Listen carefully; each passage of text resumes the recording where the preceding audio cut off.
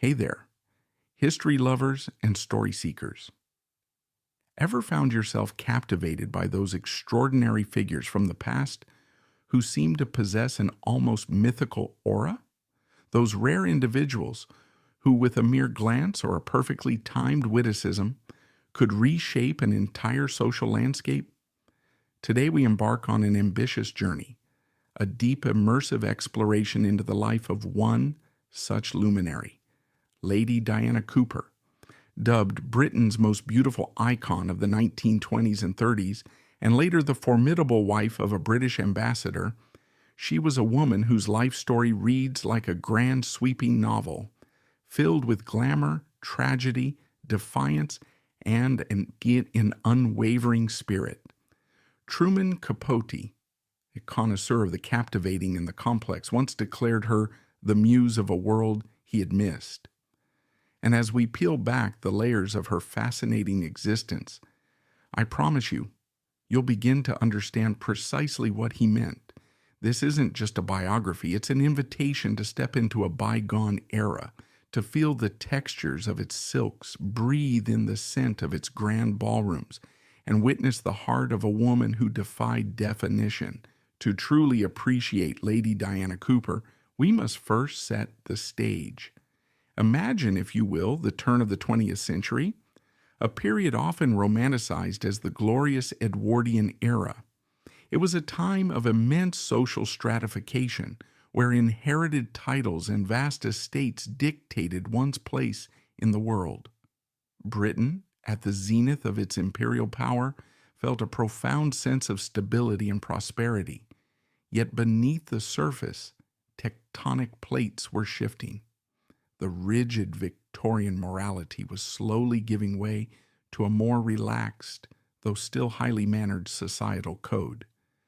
Telephones were becoming more common, motor cars were replacing horse-drawn carriages, and the seeds of modernism were quietly taking root in art, literature, and thought. It was into this world of gilded privilege and simmering change that Lady Diana Manners was born on August 29, 1892. Her lineage was impeccable, stretching back through centuries of British aristocracy.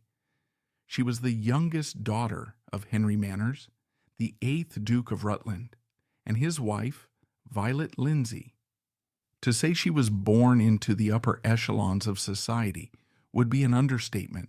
She was born into its very apex. Her childhood home was the magnificent Belvoir Castle in Leicestershire, a truly breathtaking edifice that still stands today, commanding views over miles of English countryside. For a child, Belvoir was a veritable playground of history, grandeur, and endless corridors. Imagine growing up surrounded by ancestral portraits, tapestries, and enough antique furniture to fill a museum, with a staff of dozens catering to every need. It was a life of enormous comfort, but also one steeped in tradition and the unspoken expectations that came with such a name. Her mother, Violet, was a woman of considerable beauty, artistic talent, and social influence, known for her salon in London, where artists, writers, and politicians mingled. It was from Violet that Diana inherited not just her striking looks, but also her artistic sensibilities, and a certain bohemian flair that would set her apart from her more conventional aristocratic peers. Her father, the Duke, was a more reserved figure, deeply invested in the duties of his peerage and the management of his vast estates. Diana's early education, as was typical for girls of her class, was conducted at home by governesses. But unlike many, her education was not merely confined to etiquette and accomplishments. She devoured books, developing a deep love for literature and history. She was bright, intensely curious, and possessed an unusually sharp wit for a young girl. Even in her youth, there were hints of the independent spirit that would define her. While her elder sisters, Marjorie and Violet, conformed more readily to the expectations of debutante society, Diana harbored a restless energy and an almost defiant individuality. She later recounted how, as a child, she would often escape the formality of castle life to explore the grounds, riding her pony or losing herself in fantastical stories, already demonstrating a desire to create her own world. The Edwardian era, particularly in its twilight years leading up to the First World War, was a fascinating paradox. On the one hand, it was the Gilded Age, a period of lavish extravagance, grand balls, and elaborate social rituals.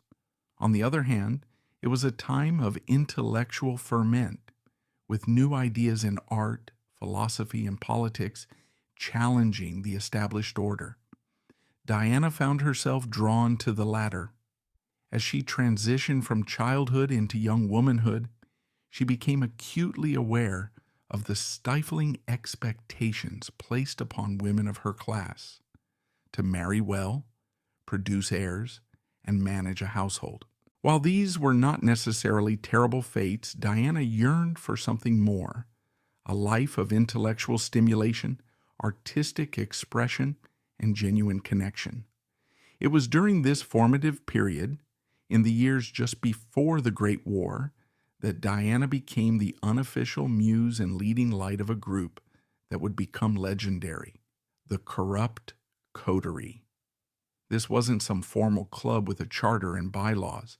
It was a loose, vibrant, and fiercely intelligent circle of young aristocrats, writers, artists, and politicians, many of whom were connected to the Prime Minister, H. Asquith's family, particularly his son, Raymond Asquith. They were young, brilliant, and utterly impatient with the stuffiness and hypocrisy of established society.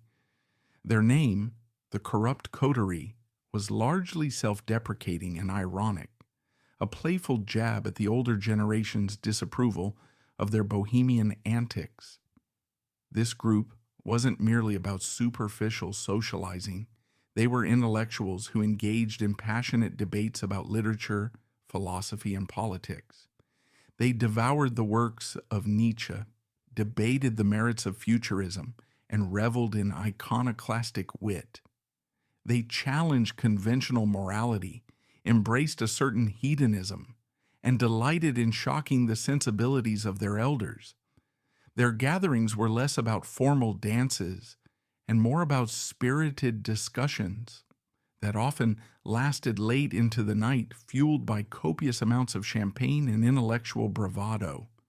Diana, with her arresting beauty, keen intelligence, and theatrical flair, was undoubtedly the group's brightest star.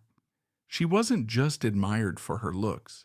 She was a true intellectual equal, her quick wit and engaging personality making her a central figure. She participated in their elaborate pranks and fantastical charades, which often involved dressing up in outrageous costumes and staging impromptu performances. These were not just childish games. They were artistic expressions, a way for them to escape the confines of their roles and explore different facets of identity. One of the most revealing anecdotes about her involvement in the Corrupt Coterie, and one that speaks volumes about her mischievous spirit and disregard for convention, involved a particularly grand country house weekend. The host was known for his extreme formality and his rather prudish sensibilities. Diana, ever the provocateur, decided to test the boundaries. As the story goes, she arrived at dinner, seemingly impeccably dressed in a magnificent fur coat, which was unusual for an indoor setting. Throughout the meal, she engaged in sparkling conversation, radiating her usual charm. It was only as she rose from the table that the full extent of her audacious prank became clear. She was entirely naked beneath the fur, which she allowed to momentarily gape open, revealing her bare shoulders and torso, before quickly gathering it about herself again. The collective gasp from the other guests was almost audible, followed by a mixture of shock, silent amusement, and perhaps a touch of envious admiration. It was a gesture that was both defiant and theatrical, a deliberate challenge to the suffocating decorum of the Edwardian dining room and a perfect encapsulation of her daring spirit. She saw life, even social occasions, as a stage, and she was always ready to play a leading role. It was within this effervescent intellectual cauldron that Diana met Edward George Witherden Cooper, better known as Duff Cooper. He was 7 years her senior, a rising star in the Foreign Office, already marked by a brilliant intellect and a formidable reputation as a ladies' man. But beneath the surface of the charismatic bon vivant lay a profound love for literature, history, and a fiercely independent mind that mirrored Diana's own. Their connection was instant and intense, a meeting of two sharp wits and passionate souls. Duff, though immensely talented, did not possess the inherited wealth or ducal title that typically characterized a suitable match for a daughter of the Duke of Rutland. This made their burgeoning romance a subject of considerable familial disapproval, particularly from Diana's parents, who harbored ambitions for a more financially secure and traditionally elevated union for their youngest daughter. Despite the societal pressures and her parents' reservations, Diana was captivated by Duff. He possessed a raw intelligence, a cynical charm, and a depth of character that she found irresistible. They shared a deep passion for books, often exchanging long, thoughtful letters, discussing philosophy, poetry, and politics.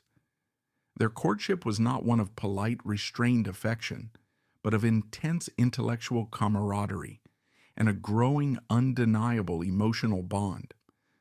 Diana later reflected that it was Duff's mind, as much as his charm, that drew her in. He challenged her, provoked her, and understood her in a way few others did. Their letters from this period, brimming with literary allusions and witty banter, reveal a genuine meeting of minds, a love affair forged in the crucible of shared intellect and a mutual disdain for superficiality. The Corrupt Coterie provided the perfect backdrop for their unconventional romance to flourish, away from the stifling gaze of formal society.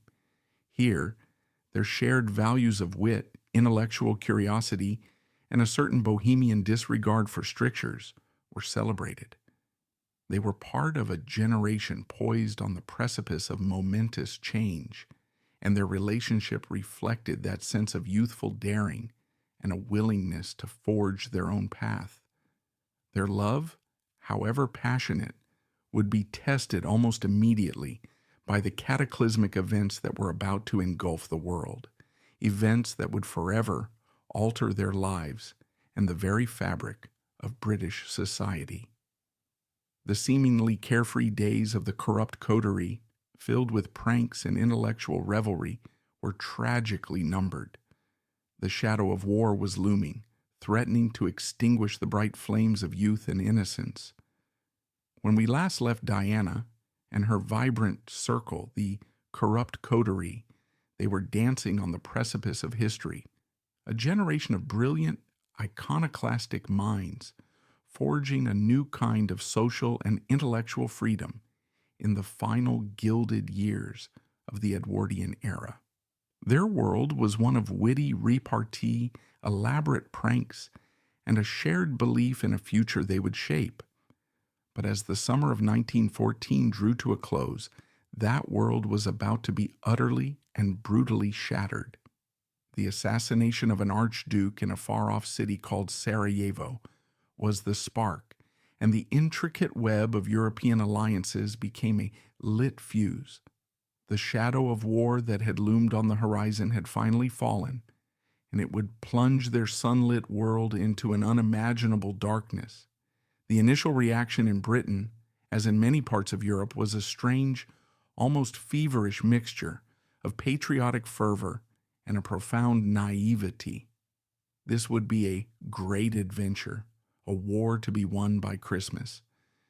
Young men rushed to enlist, swept up in a wave of duty and the promise of glory.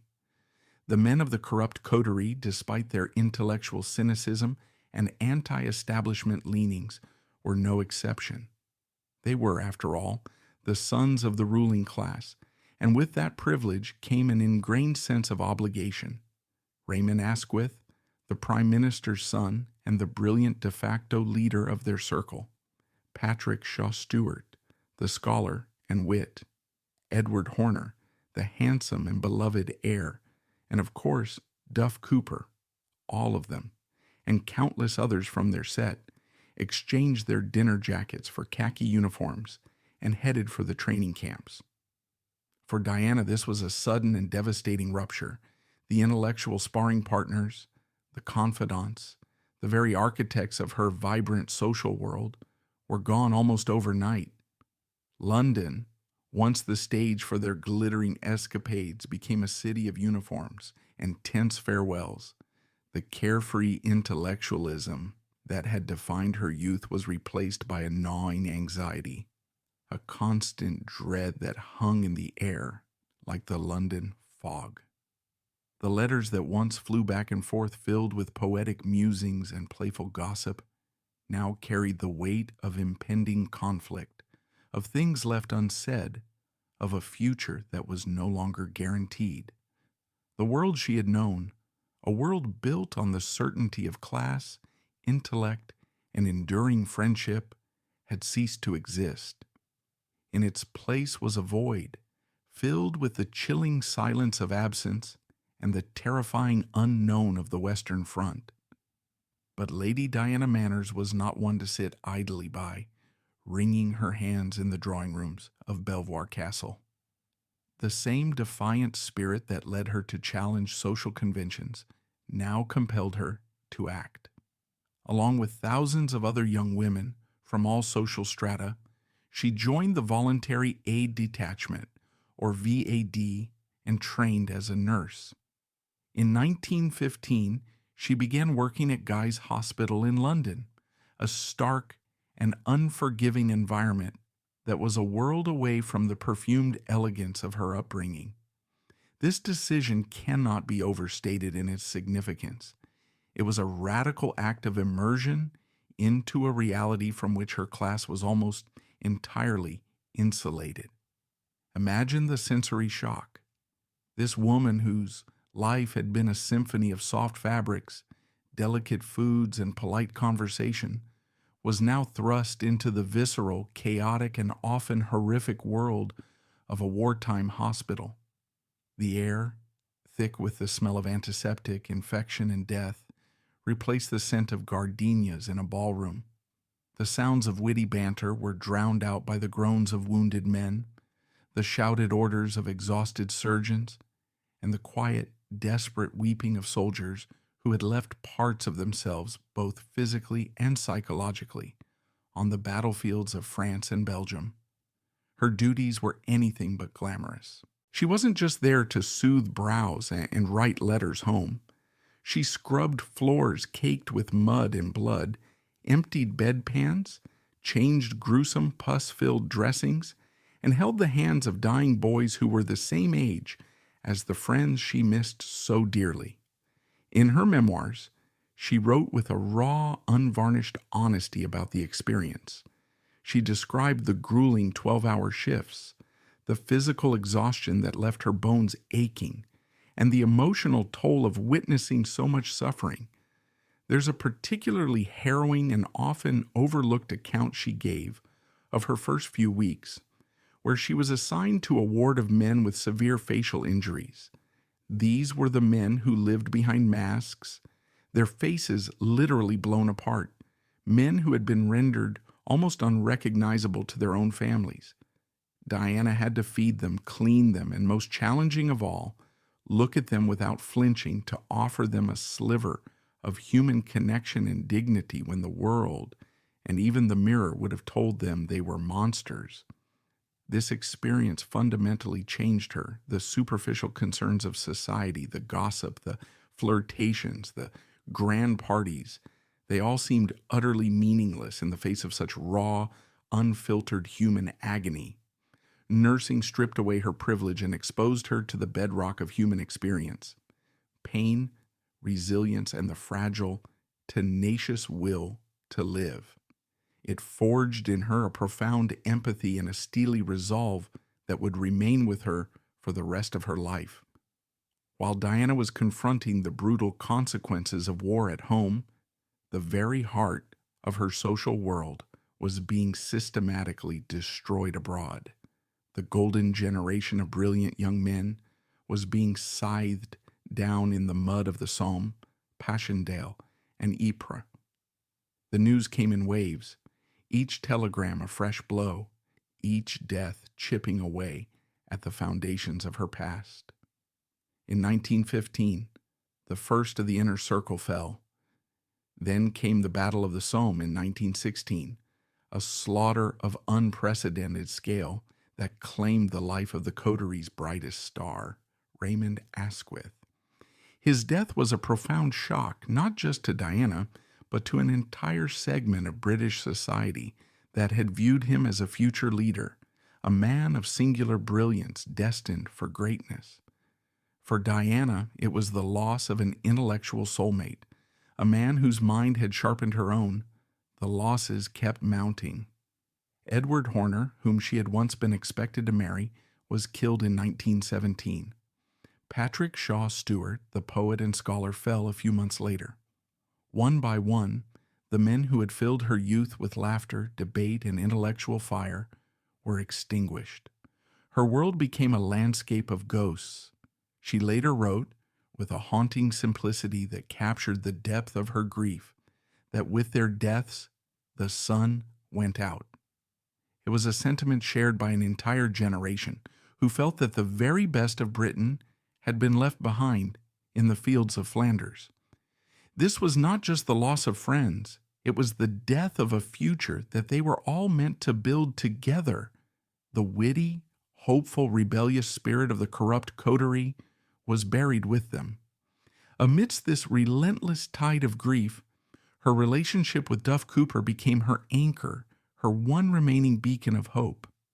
Their correspondence during the war is a testament to the depth of their bond. It was a lifeline of shared sorrow and desperate hope. Duff was serving with the Grenadier Guards, and he saw intense action. He wrote to her not as a stoic hero, but as a man grappling with the horror and absurdity of war, sharing his fears and his weariness. Diana, in turn, wrote to him about her work at the hospital, about the news of their fallen friends, and about her all-consuming fear for his safety. Every day was a torment of waiting for a letter, dreading the arrival of a telegram. The love that had begun in intellectual banter was now forged in the crucible of shared trauma and mutual vulnerability. Duff's own bravery during the war was remarkable. He was awarded the Distinguished Service Order, DSO, for his conspicuous gallantry in action, an act where he single-handedly rallied his men under heavy fire after all other officers had been killed or wounded. But for Diana, his heroism was secondary to his survival. All that mattered was that he came home. When the armistice was finally declared on November 11, 1918, the reaction was not one of simple, unadulterated joy. It was a wave of profound, exhausted relief, mixed with an overwhelming sense of loss. The world that emerged was irrevocably altered. The old social certainties had been washed away in a torrent of blood. For Diana and Duff, their survival felt like a miracle, but a miracle tinged with survivors' guilt. They were alive, but so many of their brightest and best were not. In this new, haunted landscape, the old objections to their union seemed petty and irrelevant. Life was too precious, too fragile to be dictated by concerns of wealth or social standing. Diana's parents, particularly her mother, had witnessed their daughter's devotion and Duff's courage, and their resistance finally crumbled. On June 2, 1919, Diana Manners and Duff Cooper were married at St. Margaret's, Westminster. It was the society wedding of the year, a rare moment of celebration in a city still cloaked in mourning. But it was more than just a social event. It was a defiant act of life and love in the face of death. For Diana, it was the culmination of a vow she had made to herself in the darkest days of the war. If Duff survived, she would marry him, no matter the obstacles. Their marriage was not just a union of two people, it was a testament to the endurance of the human heart, a pledge to build a new life from the ashes of the old. The post-war world, however, presented a new set of challenges. The vast fortunes of the aristocracy were dwindling, eroded by death duties and a changing economic landscape. Duff had a promising career in the Foreign Office, but he was far from wealthy. They could not rely on family money to sustain the kind of life to which Diana had been accustomed. Ever practical and possessing a restless creative energy that needed an outlet, Diana began to consider ways to contribute financially. But more than that, she needed a purpose, a stage on which to channel the immense emotional experiences she had weathered. She had seen the depths of human suffering and the heights of human resilience. She needed a way to express it all. The answer came from an unexpected quarter, the theater. The legendary Austrian director Max Reinhardt was bringing his monumental pageant play, The Miracle, to London. It was an epic medieval-themed production that required a massive cast and a performer of extraordinary presence for the central silent role of the Madonna. The part demanded an actress who could convey a world of emotion, purity, sorrow, grace, and divine love without ever speaking a word. Friends, aware of Diana's theatrical flair from her coterie days and her almost otherworldly beauty, urged her to audition. It was a bold, almost scandalous move for a duke's daughter and the wife of a rising diplomat to become a professional actress. But Diana, who had long since abandoned any concern for stuffy convention, embraced the challenge. She won the role, and it would come to define the next chapter of her life. Her portrayal of the Madonna was nothing short of a revelation. She brought a stillness and a profound luminous sorrow to the part that captivated audiences and critics alike. It wasn't just a performance, it was a form of catharsis. Think about it, this woman who had nursed shattered men and mourned a generation of lost friends, was now embodying the Mater Dolorosa, the ultimate symbol of maternal suffering and grace. Every night on stage, she could channel the collective grief of a nation into her silent, powerful performance. The physical demands were immense, requiring her to hold poses for long stretches, but the emotional resonance was even greater. She found in the stillness of the Madonna a way to process the chaos of the war. Her success was phenomenal. The play was a sensation, and she became an international star, touring with the production across America and Europe. Lady Diana Manners, the society beauty, had transformed herself into Diana Cooper, the acclaimed actress. She had found a new stage, a new purpose, and a new way to navigate the ghosts of her past, transforming her personal sorrow into a universal and transcendent work of art. When we last saw Diana Cooper, she had found a strange and profound catharsis on the stage, transforming the immense grief of the war into a luminous, silent performance as the Madonna in The Miracle. Her triumph was not just a personal one, it was emblematic of a world desperate to find beauty and meaning after years of unimaginable horror. As the curtain fell on the war, a new era dawned, the Roaring Twenties. It was a decade of frenetic, almost hysterical energy, a collective decision to dance, drink, and love, as if to drown out the deafening silence left by the millions who would never come home. Jazz was its soundtrack, the flapper was its icon, and a philosophy of living for the moment was its creed. Into this glittering, supercharged world stepped Lady Diana Cooper, no longer just a duke's daughter, but an international star, a household name. Her success in The Miracle, which toured America to sold-out crowds, cemented her status as a new kind of celebrity. She was an aristocrat who worked for a living, a society beauty who possessed genuine artistic talent. This combination was intoxicating to the public on both sides of the Atlantic. She was mobbed by fans in New York, her fashion choices were meticulously copied, and her face graced the covers of magazines.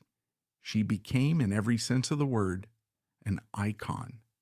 Her beauty, of course, was legendary. It was a face that seemed perfectly designed for the age of the photograph. The photographer Cecil Beaton, who would become a lifelong friend, was obsessed with capturing her image, describing her as a goddess from a sculptor's dream. He spoke of her legendary profile, her Guinevere eyes, her swan-like neck. But to focus solely on her physical appearance is to miss the very essence of her allure.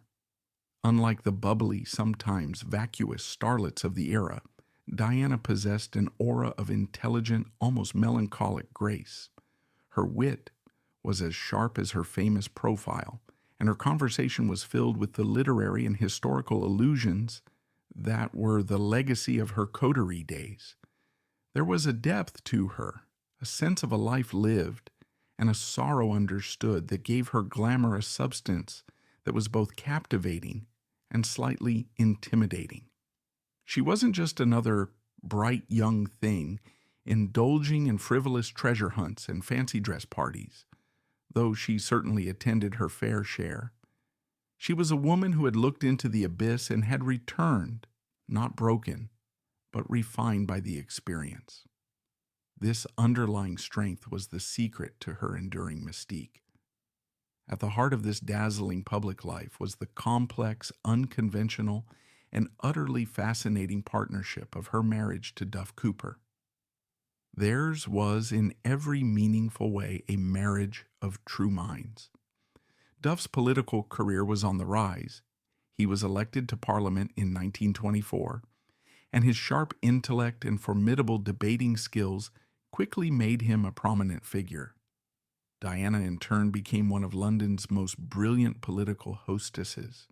Their home was a salon where the brightest minds in politics, art, and literature converged. Guests came not just for the excellent wine and food, but for the quality of the conversation, which was always guaranteed to be scintillating, provocative, and of the moment, presided over by Diana's effortless charm and Duff's intellectual rigor. They were a true team. They read the same books, shared a passion for history and poetry, and were each other's most trusted confidants. Duff was immensely proud of Diana's success, never threatened by her fame. He admired her spirit and relied on her judgment. Their surviving letters from this period are a testament to this deep, abiding connection filled with shared jokes, political analysis, and declarations of a love that was both passionate and deeply companionable. However, their partnership was not without its profound challenges, and it is here that we must address the most debated aspect of their lives: Duff's constant and flagrant infidelities. By any conventional measure, he was a terrible husband. He had a voracious appetite for female company and embarked on numerous affairs throughout their marriage, making little effort to conceal them. This naturally led to immense speculation and gossip. How could this brilliant, beautiful, celebrated woman tolerate such behavior? Was she a doormat? Was their marriage a sham? The truth, as is so often the case, was far more complex, and Diana's handling of the situation reveals more about her strength than any perceived weakness. She was not a victim. She was a pragmatist with a remarkably modern and unconventional understanding of love and partnership. Diana knew Duff's character completely when she married him. She understood that his philandering was a component of his personality, a compulsion she was unlikely to change. She made a conscious choice to accept this part of him because she valued the other, more significant parts of their union, their intellectual bond, their shared life, their deep friendship far more. She once famously explained her philosophy with a characteristically brilliant metaphor, saying she didn't mind Duff's gallops, so long as she knew he would always return to her stable. It was a shockingly candid admission for the time, but it perfectly encapsulated her perspective. Their core connection was, in her mind, inviolable. His dalliances were superficial and fleeting. Their bond was profound and enduring. In a move that utterly baffled conventional society, she often befriended his mistresses, including the formidable banking heiress and adventurer Gloria Guinness and the beautiful socialite Susan Mary Alsop. She treated them not as rivals, but with a kind of detached, sometimes bemused magnanimity. She seemed to understand that rage and jealousy were destructive, corrosive emotions that would ultimately harm her more than anyone else. By refusing to play the part of the scorned wife, she retained her dignity, her power, and most importantly, the essential core of her marriage. This wasn't weakness, it was an act of extraordinary emotional discipline, and a testament to her unwavering belief in the unique and unbreakable bond she shared with Duff. In 1929, a new and permanent dimension was added to their lives with the birth of their only child, John Julius. Diana was 37, and the arrival of her son brought a new kind of joy and focus to her world. While she was by no means a conventional hands-on mother by today's standards, John Julius, like most children of his class, was largely raised by a beloved nanny. Her love for him was fierce and profound. Her letters to him throughout his life reveal a witty, engaged, and deeply affectionate mother. Motherhood seemed to ground her, providing a new emotional anchor in her often turbulent world.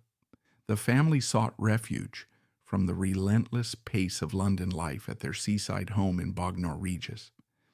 But Diana, who had spent her childhood in the grandeur of Belvoir, harbored a deep yearning for a place that was truly their own, a sanctuary she and Duff could create together. They both shared a deep love for France, its culture, its history, its language. In the early 1930s, they found what they were looking for, a small, beautiful, slightly dilapidated house in Chantilly, just north of Paris, called Chateau de Saint-Firmin. This was not a grand ducal palace, but a place of manageable size and immense charm. They poured their hearts into restoring it, with Diana taking the lead in its decoration. The chateau became their private Eden, a place where they could entertain friends, read, write, and simply be themselves, away from the prying eyes of the London press and the demands of political life. It was a physical manifestation of their partnership, a home built not on inherited land, but on shared love and a mutual vision of the good life. As the 1930s unfolded, however, the idyllic world they had built for themselves came under the shadow of a new and terrifying threat. The gaiety of the Roaring Twenties gave way to the grim realities of the Great Depression and the rise of totalitarianism in Europe. While many in Britain's ruling class were either oblivious to the danger or, more worrisomely, sympathetic to the apparent order and strength of the fascist regimes, Duff Cooper was not. His deep knowledge of European history gave him a chilling clarity about the true nature of Adolf Hitler and the Nazi Party. From his position in Parliament and later in the cabinet, serving as Secretary of State for War and then First Lord of the Admiralty, Duff became one of the earliest, loudest, and most persistent voices, warning against the folly of appeasement. He, along with a small group of like-minded politicians centered around the then-exiled Winston Churchill, argued passionately that Hitler could not be trusted, that his ambitions were limitless, and that to concede to his demands would not bring peace, but would only make an eventual, more terrible war inevitable. This was a deeply unpopular and isolating position to take. The prevailing mood in Britain, scarred by the memory of the First World War, was overwhelmingly pacifist. The political establishment, led by Prime Minister Neville Chamberlain, was committed to appeasing Hitler, believing he could be reasoned with. Duff and his allies were dismissed as warmongers, out of touch with the public will. In this lonely political battle, Diana was his staunchest ally. This was no longer about playing the charming hostess. It was a matter of profound moral and political conviction. She shared Duff's assessment of the Nazi threat completely. Their homes in London and Chantilly became hubs for the anti-appeasement faction, places where Churchill, Anthony Eden, and others could strategize away from the hostile atmosphere of Westminster. Diana was an active participant in these discussions, her sharp intellect and social acumen making her a formidable political partner. They faced social ostracism from the powerful pro-appeasement circles, like the so-called Cliveden set, but they were undeterred. They were united in their belief that they were fighting for the very soul of Europe. The culmination of this struggle came in the autumn of 1938. Neville Chamberlain flew to Munich to meet with Hitler, ultimately agreeing to the dismemberment of Czechoslovakia in exchange for a promise of peace. He returned to Britain a hero, waving the infamous piece of paper and declaring he had secured peace for our time. The nation erupted in relieved celebration, but for Duff Cooper, First Lord of the Admiralty, this was not a triumph. It was a shameful and catastrophic betrayal. He saw it as a craven surrender to a bully, a moral capitulation that would have devastating consequences. He knew he could not, in good conscience, remain a part of a government that had sanctioned it. On October 3, 1938, Duff Cooper rose in the House of Commons to deliver his resignation speech. It was a moment of immense political drama and profound personal courage.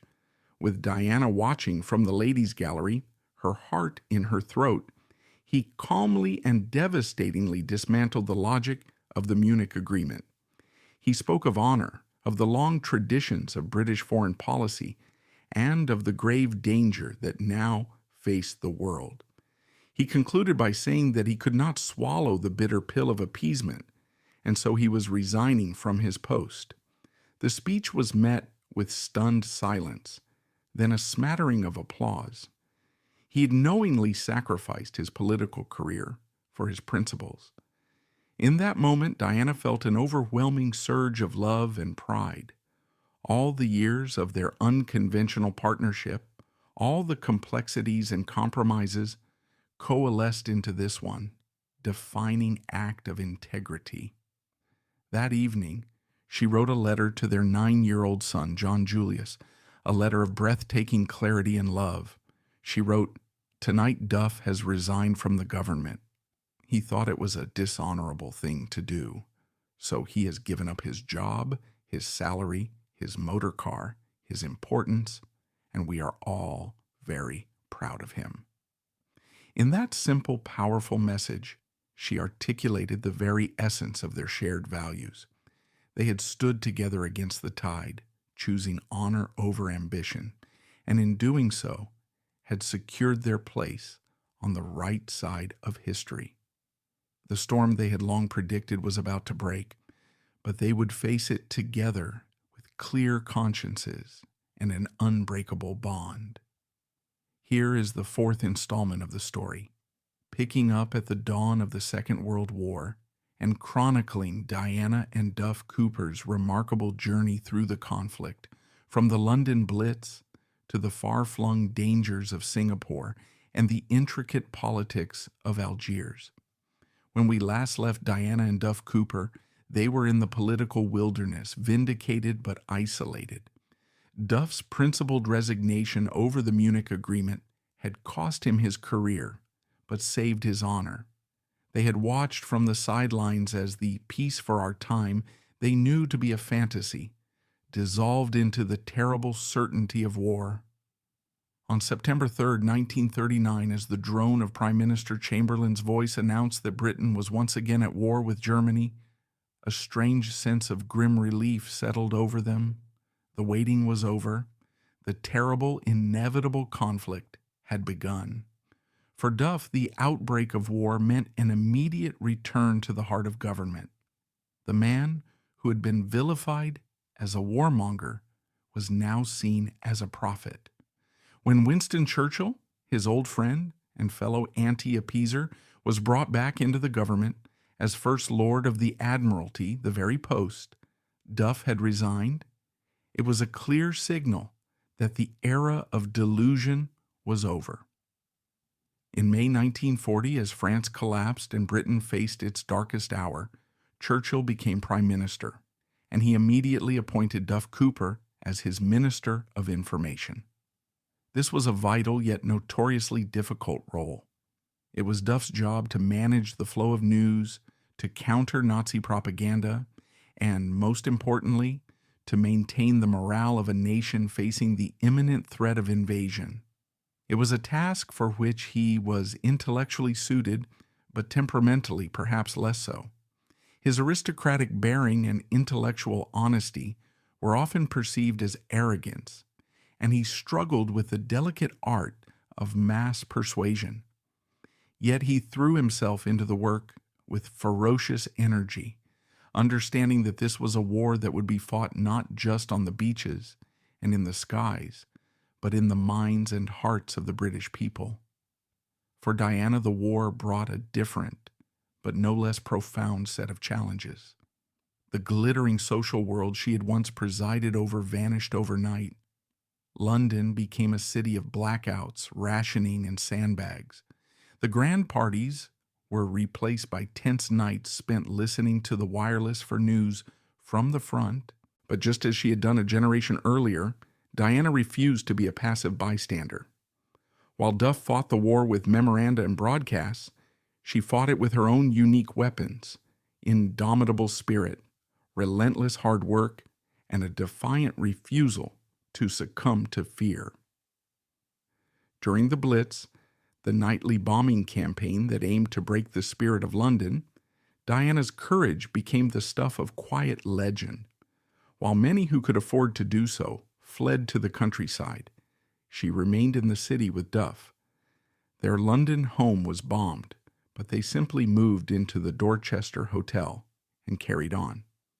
She drove an ambulance, worked in a canteen for soldiers, and famously took up pig farming at their country home in Bognor to contribute to the war effort, an incongruous image of aristocratic elegance mucking out a sty that perfectly captured the make-do and mend spirit of the time. Her diaries and letters from this period are an extraordinary record of life during the Blitz, filled with a mixture of horror, gallows humor, and unwavering resolve. She describes the ghastly symphony of the bombs, the shuddering of the earth, and the eerie beauty of the fires lighting up the night sky. There is a particularly telling anecdote that reveals her character. During one ferocious raid, a friend found her calmly reading in bed. When asked how she could possibly be so composed with bombs falling all around, Diana looked up from her book and replied, with a shrug, "Well, one must have something to do between the bangs." It was not a flippant remark. It was a statement of profound defiance. It was a refusal to allow Hitler to dictate the terms of her life, a belief that maintaining a sense of normality, of civilization, was in itself an act of war. She understood that morale was a strategic asset, and she radiated a calm confidence that was infectious to those around her. In 1941, Churchill gave Duff a new roving commission. He was sent on a lecture tour of the United States to shore up American support for the war effort, followed by a mission to the Far East to report on the state of Britain's defenses in the region. Diana, unable to imagine a long separation, was determined to go with him. The journey itself was an ordeal, a long and perilous sea voyage across a U-boat-infested Atlantic. But for Diana, it was the beginning of an entirely new and disorienting chapter of her life. Their final destination was Singapore, the great bastion of the British Empire in Asia, the Gibraltar of the East. When they arrived, they stepped into a world that was a bizarre and unsettling paradox. On the surface, it was a colonial idyll.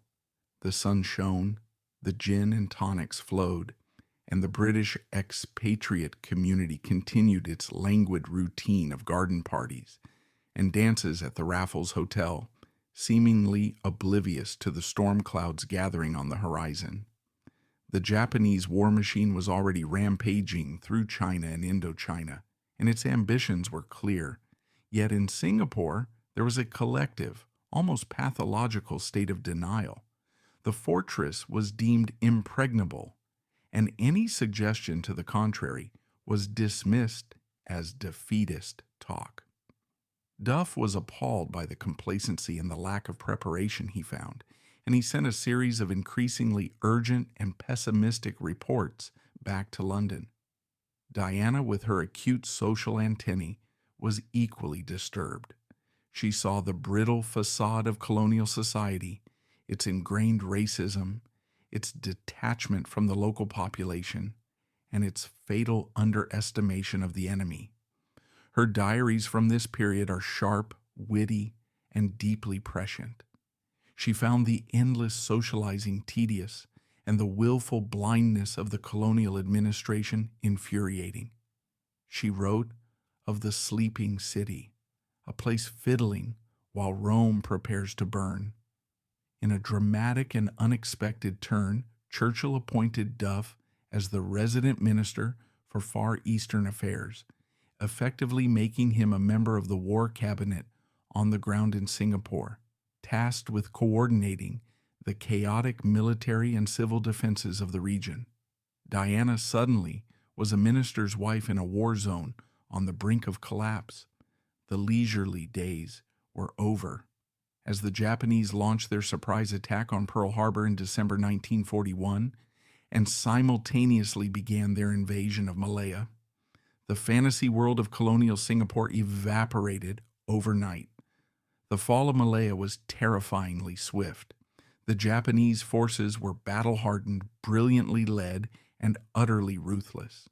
The British, Australian, and Indian troops, ill-equipped for jungle warfare and poorly led, fell back in disarray.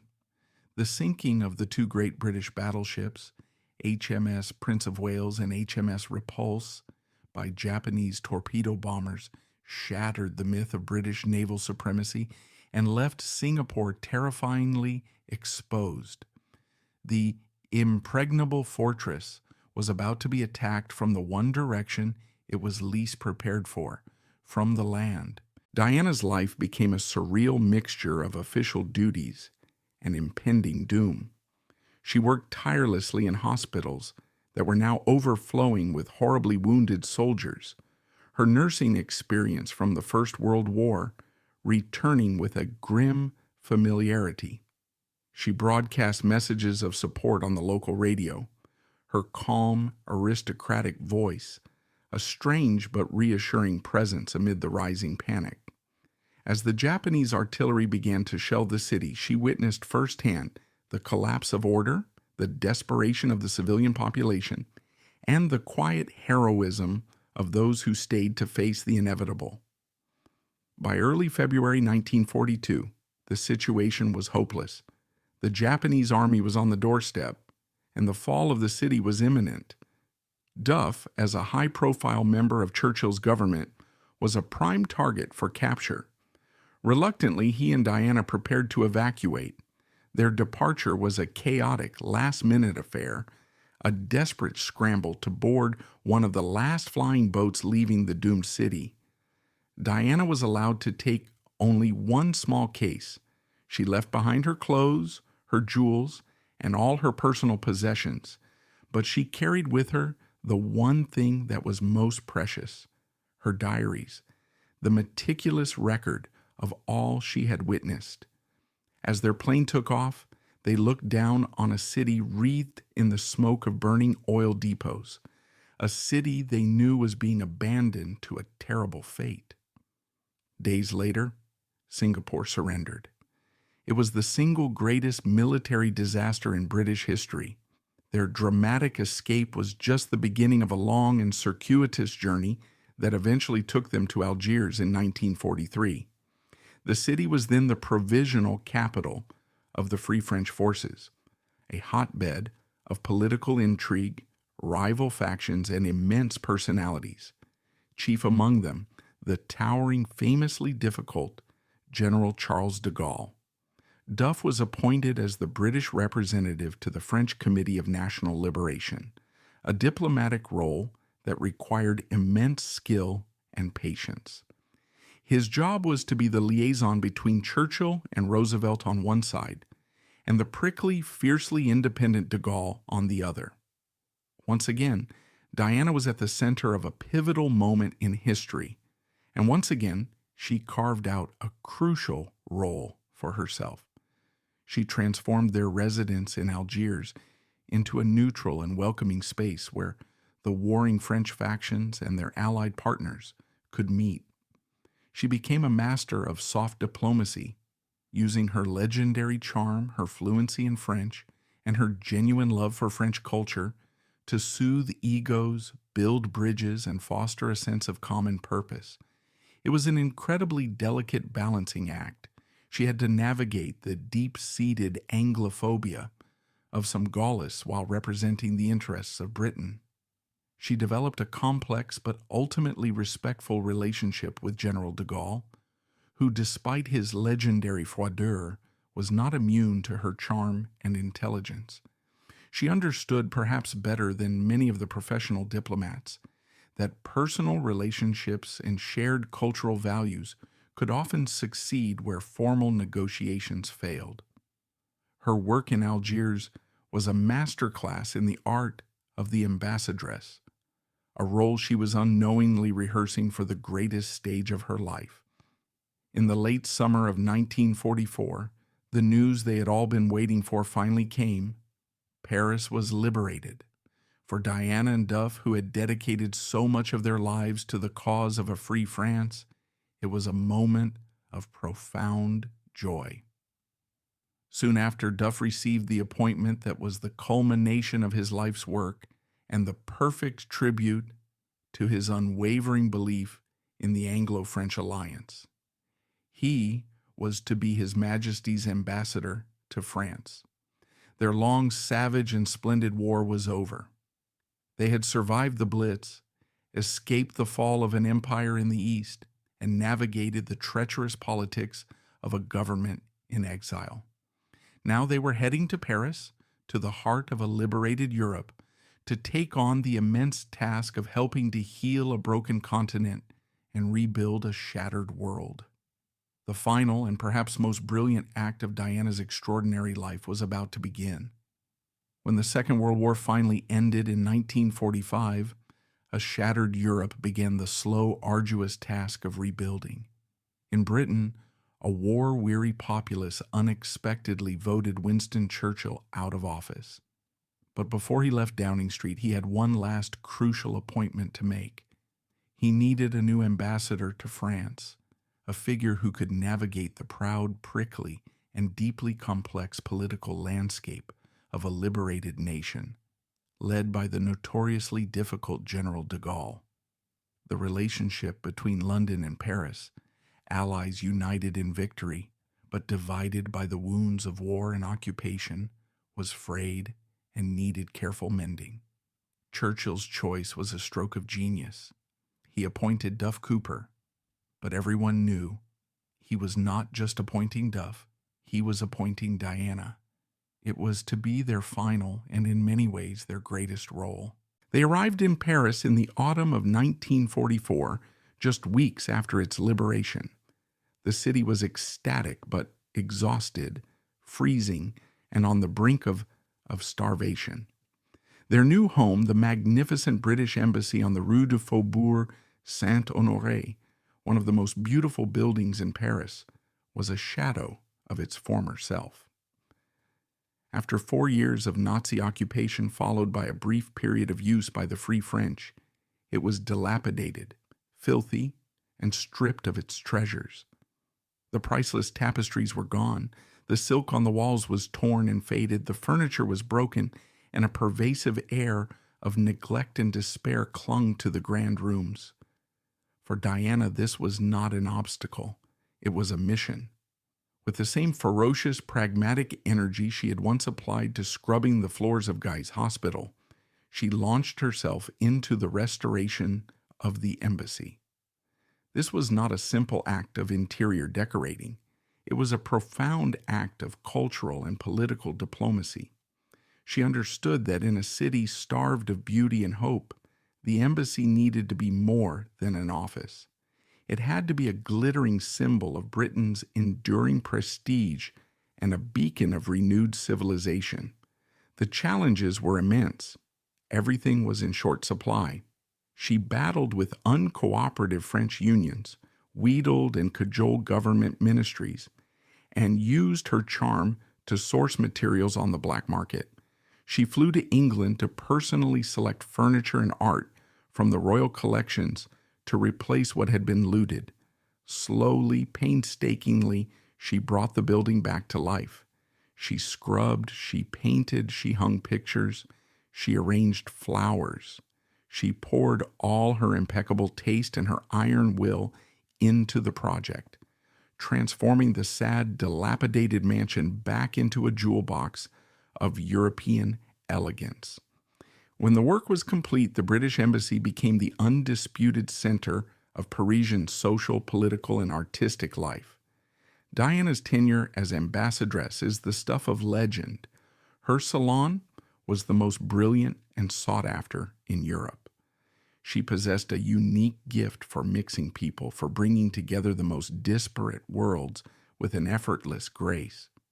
On any given night, the guest list might include the poet Jean Cocteau, the couturier Christian Dior, the composer Francis Poulenc, visiting British royalty, and a host of French politicians, artists, and writers. And most crucially, it included General de Gaulle. The French leader was famously austere, formal, and deeply sensitive to any perceived slight to the honor of France. Many diplomats found him impossible to deal with, but he was utterly captivated by Diana. She was perhaps the only person in Paris who treated him not as a stiff historical monument, but as a man. She could tease him, flatter him, and charm him in a way that no one else dared. This personal connection was an invaluable diplomatic asset, smoothing over countless points of political friction between the two countries. Her role was far more than just throwing good parties. It was soft power at its most refined and effective. She understood that a perfectly chosen menu, a clever seating plan, or a witty conversation could achieve what hours of formal negotiation could not. She gathered intelligence, built bridges of understanding, and presented a face of Britain that was not just powerful, but also cultured, charming, and humane. It was the culmination of her life's experience.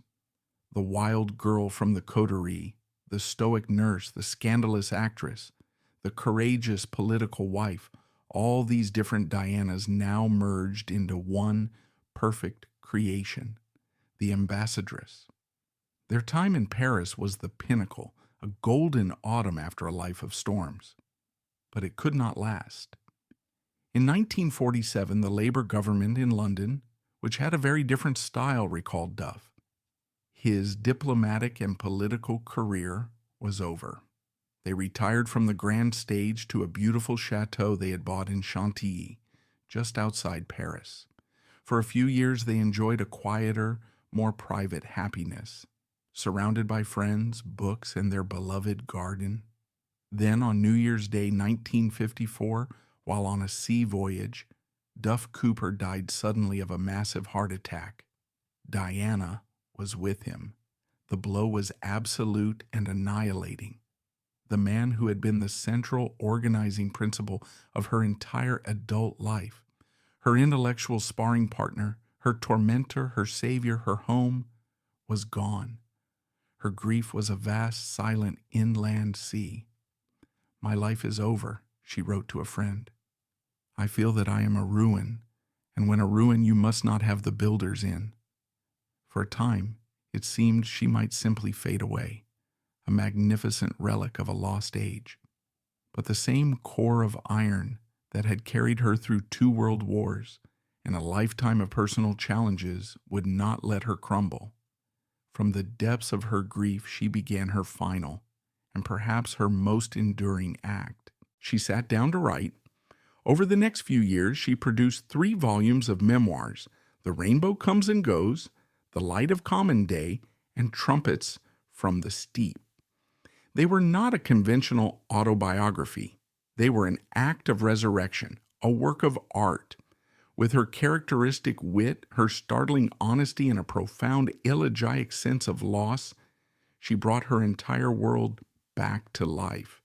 The sunlit, doomed youth of the coterie, the horrors of the hospital ward, the glamour and absurdity of the stage, the high drama of politics, and the deep, complex, unbreakable bond of her marriage.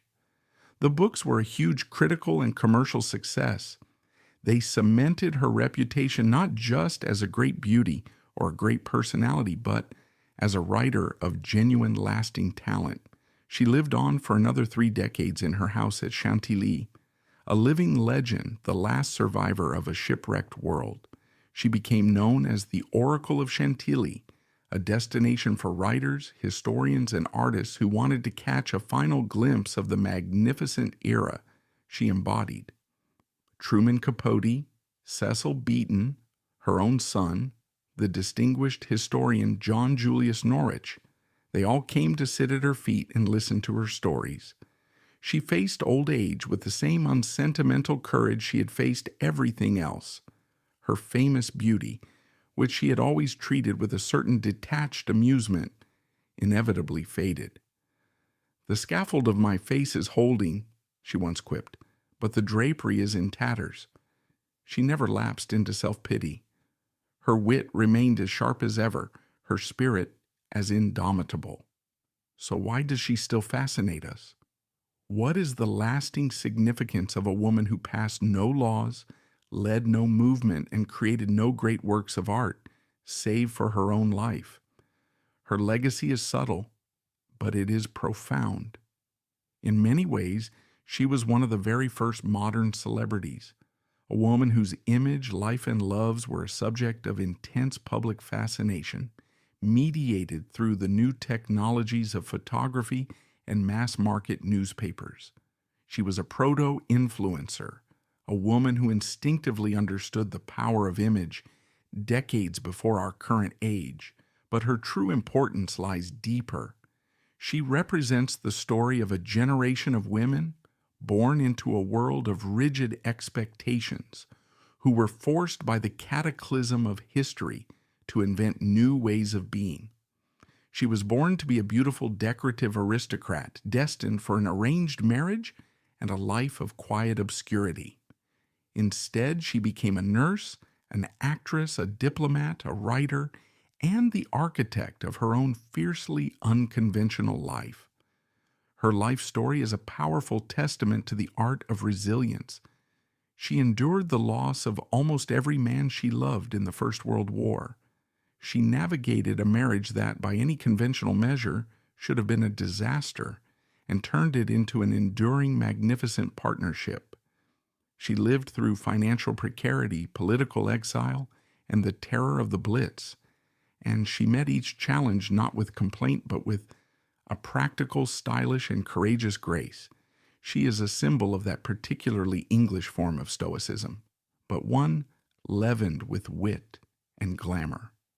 Her life shows us that it is possible to endure the unimaginable, and not just to survive, but to prevail. In the end, Diana Cooper was so much more than Britain's most beautiful woman. Beauty is a gift of youth, and it is fleeting. But spirit, wit, and courage are forged in fire, and they endure. Her life was a long, extraordinary performance, but the role she played was always, authentically, herself, in all her glorious, flawed, and brilliant complexity,